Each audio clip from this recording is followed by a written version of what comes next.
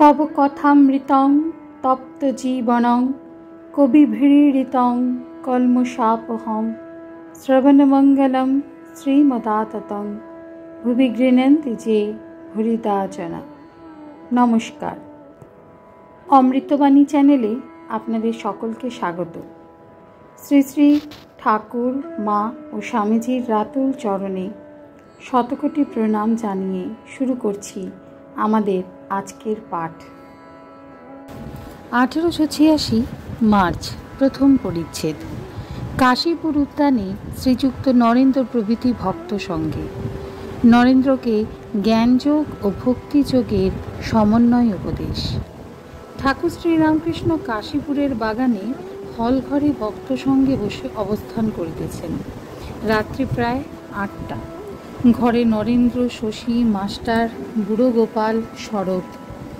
আজ বৃহস্পতিবার, 28 ফাল্গুন 1292 সাল, ফাল্গুন মাসের শুক্লা ষষ্ঠী তিথি, 11 মার্চ 1886 খ্রিস্টাব্দ। ঠাকুর অসুস্থ, একটু শুইয়া আছেন। ভক্তেরা কাছে বসিয়া, শরৎ দাঁড়াইয়া পাখা করিতেছেন। ঠাকুর অসুখের কথা বলিতেছেন। শ্রীরামকৃষ্ণ: ভোলানাথের কাছে গেলে তেল দেবে, আর সে বলে দেবে কিরম করে লাগাতে হবে। বুড়ো গোপাল: তাহলে কাল সকালে আমরা গিয়ে আনব। মাস্টার: আজকেও গেলে বলে দিতে পারে। শশী: আমি যেতে পারি। শ্রীরামকৃষ্ণ শরৎকে দেখাইয়া: ও যেতে পারে। শরৎ কিয়ৎক্ষণ পরে দক্ষিণেশ্বর মন্দিরে মুহুরী শ্রীযুক্ত ভোলানাথ মুখোপাধ্যায়ের নিকট হইতে তেল আনিতে যাত্রা করিলেন।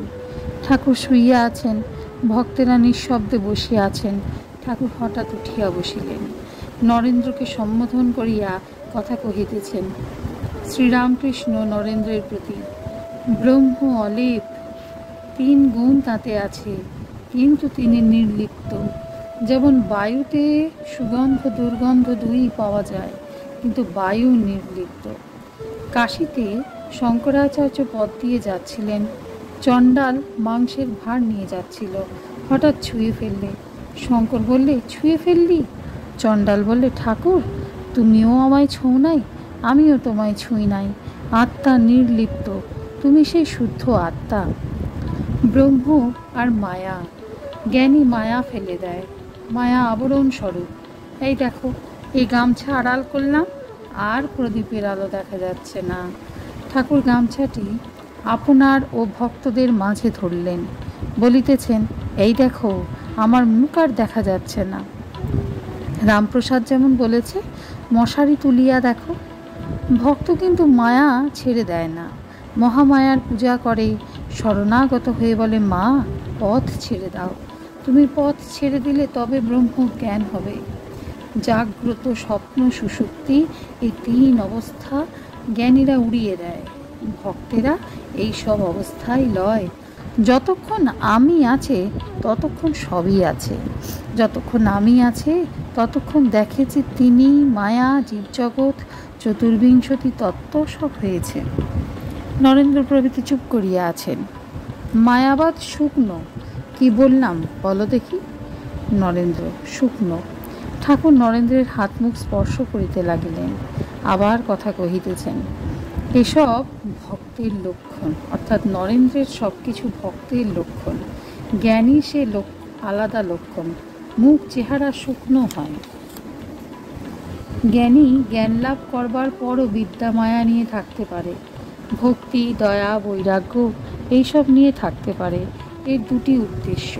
প্রথম, লোকশিক্ষা হয়, তারপর রসাস্বাদনের জন্য। জ্ঞানী যদি সমাধিস্থ হয়ে চুপ করে থাকে তাহলে লোকশিক্ষা হয় না। তাই শঙ্করাচার্য বিদ্যার আমি রেখেছিলেন। আর ঈশ্বরের আনন্দ ভোগ করবার জন্য, সন্ভোগ করবার জন্য ভক্তি ভক্ত নিয়ে থাকে। এই বিদ্যার আমি, ভক্তের আমি, এতে দোষ নাই। বজ্জাত আমিতে দোষ হয়। তাকে দর্শন করবার পর বালকের স্বভাব হয়। বালকের আমিতে কোনো দোষ নাই। যেমন আরশির মুখ, লোককে গালাগাল দেয় না, পোড়া দড়ি দেখতেই দড়ির আকার, ফু দিলে উড়ে যায়। জ্ঞানাগ্নিতে অহংকার পুড়ে গেছে, এখন আর কারো অনিষ্ট করে না। নামমাত্র আমি। নিত্যতে পৌঁছে আবার লীলায় থাকা, যেমন ওপারে গিয়ে আবার এপারে আসা, লোকশিক্ষার বিলাসের জন্য, আমাদের জন্য।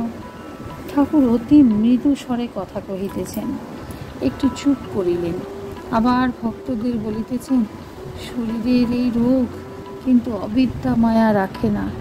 এই দেখো রামলাল, কি বাড়ি কি পরিবার আমার মনে নাই, কে না পূর্ণ কায়েত তার জন্য ভাবছি, ওদের জন্য তো ভাবনা হয় না। তিনি বিদ্যামায়া রেখে গিয়েছেন লোকের জন্য, ভক্তের জন্য, কিন্তু বিদ্যামায়া থাকলে আবার আসতে হবে। অবতারাদি বিদ্যামায়া রাখে, একটু বাসনা থাকলেই আসতে হয়, ফিরে ফিরে আসতে হয়। সব বাসনা গেলে মুক্তি। ভক্তেরা কিন্তু মুক্তি চায় না। যদি কাশিতে কারো দেহত্যাগ হয় তাহলে মুক্তি হয়, আর আসতে হয় না, জ্ঞানীদের মুক্তি। নরেন্দ্র, সেদিন মহিম চক্রবর্তীর বাড়িতে আমরা গিয়েছিলাম, শ্রীরামকৃষ্ণ সহাসে। তারপর? নরেন্দ্র, ওর মতো এমন শুষ্ক জ্ঞানী দেখি নাই। শ্রীরামকৃষ্ণ সহাসে, কি হয়েছিল? নরেন্দ্র, আমাদের গান গাইতে বললে, গঙ্গাধর গাইলে, শ্যাম নামে প্রাণ পেয়ে ধ্বনি ইতি উতি চায়, সন্মুখে তমাল ও বৃক্ষ দেখিবারে পায়। গান শুনে বললে, ওসব গান কেন, প্রেম ট্রেম ভালো লাগে না, তাছাড়া মার ছেলে নিয়ে থাকি, এসব গান এখানে কেন? শ্রীরামকৃষ্ণ মাস্টারের প্রতি ভয় দেখেছ?